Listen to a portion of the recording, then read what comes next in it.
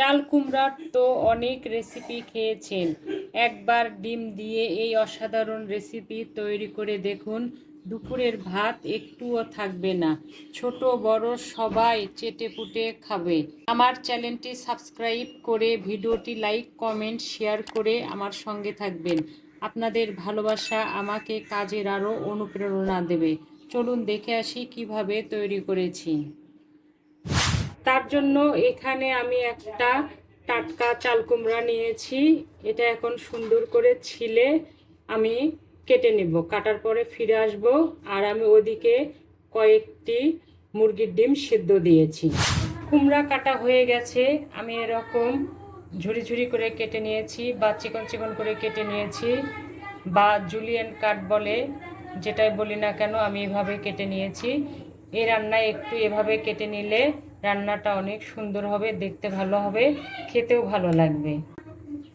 কুমড়োটা একটু মেখে নেব, এতে করে কুমড়ার যে এক্সট্রা পানিটা সেটাও বের হয়ে যাবে, আর কুমড়ার যে একটা গন্ধ থাকে সেটাও চলে যাবে।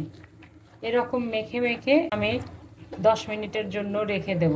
কুমড়ার যে এক্সট্রা পানি আছে সব এখন বের হয়ে আসবে। ওদিকে আমি ডিমটা সিদ্ধ করে নিয়েছি। এখন আমি ডিমটা হলুদ লবণ দিয়ে একটু ভেজে নেব। কড়াই উঠিয়ে দিয়েছি, কড়াই গরম হয়ে গেছে, আমি তেল দিয়েছি, তেলটাও গরম হয়ে গেছে, একটু হলুদ দিলাম। আমি ডিমটা একটু কালার করে ভেজে নেব।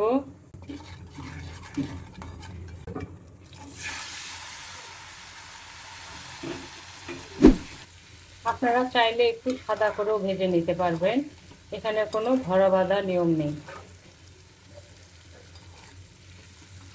একটু লাল লাল করে ভেজে নেব।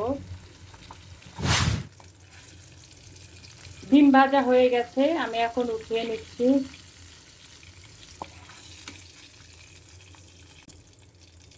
কুমড়ো থেকে অনেক পানি বেরিয়ে এসেছে, আমি এখন সব সুন্দর করে চিপে চিপে ধুয়ে নেব।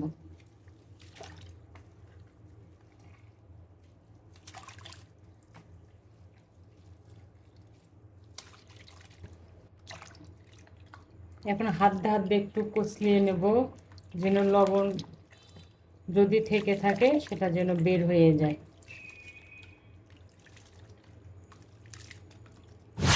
কুমড়ো ধোয়া কমপ্লিট, কড়াই বসিয়ে দিয়েছি। কড়াই গরম হয়ে গেছে, আমি পরিমাণ মতো তেল দিলাম। এখানে যে কোনো তেল দেওয়া যাবে, আমি সাদা তেল দিলাম। অল্প করে পেঁয়াজ দিলাম।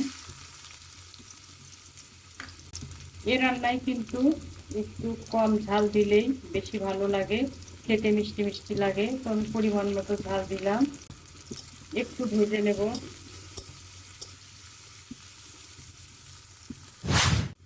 পেঁয়াজ আর মরিচ ভাজা হয়ে গেছে, এখন আমি কুমড়া দিয়ে দিচ্ছি, উঠে রেখেছিলাম। একটু মিক্স করে নেব।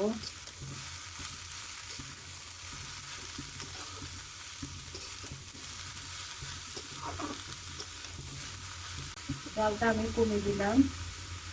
তার মতো হলুদ আর লবণ দেব।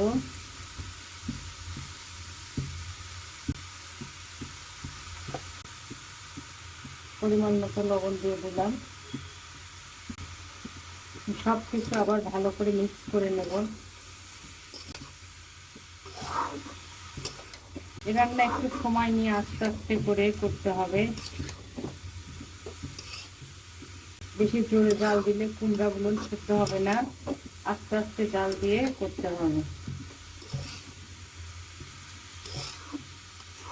তো আমি এভাবে নাড়াচাড়ার উপরে থাকবো, যখন ডিম দেব তখন ফিরে আসবো। ফিরে এলাম 20 মিনিট পরে। কুমড়ো যতটুকু দিয়েছিলাম তার অর্ধেকটা হয়েছে। এই পর্যায়ে আমি ডিমগুলো দিয়ে দেব। এ পর্যায়ে ডিমগুলো দিয়ে দিচ্ছি।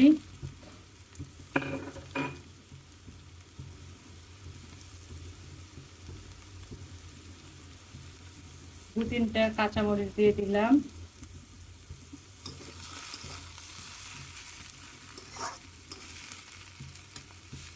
আমি রান্না করেছি প্রথমে 5-7 মিনিট হাই হিটে রান্না করেছি। কুমড়োর পানিটা যখন শুকিয়ে গেছে তখন জালটা কমে দিয়ে রান্না করেছি। এ পর্যন্ত এভাবে রান্না করছি। আমি আরও 7-8 মিনিট রান্নার পরে ফিরে আসব। আমাদের কুমড়া ডিমের ভাজি কমপ্লিট।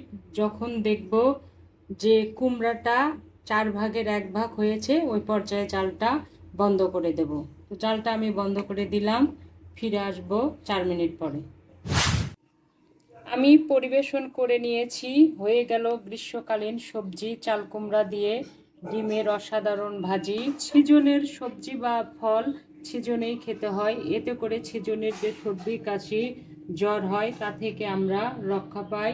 আশা করি আপনাদের ভালো লেগেছে। ভালো খান, সুস্থ থাকুন। ইনশাল্লাহ আবার দেখা হবে নতুন কোনো রেসিপি নিয়ে। আল্লাহ হাফেজ।